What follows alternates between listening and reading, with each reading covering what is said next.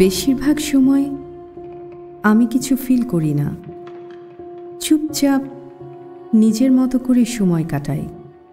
আমার প্যাশন বই পড়া, আর পেশা নিঃসঙ্গ মানুষদের সঙ্গ দেয়া। কিন্তু আমি নিজেও কি নিঃসঙ্গ না? যে নগরে আমার জন্ম, সে নগর গড়ে উঠেছে এক বিশাল বড় মাছের পিঠের উপর।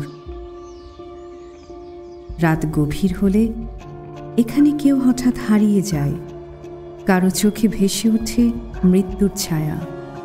কেউ পালায় শহর ছেড়ে, কেউ হয় আত্মঘাতী। মিথ, ম্যাজিক রিয়ালিজম আর বিভ্রমে ভরা সেই নগরের গল্পই আমি শোনাব।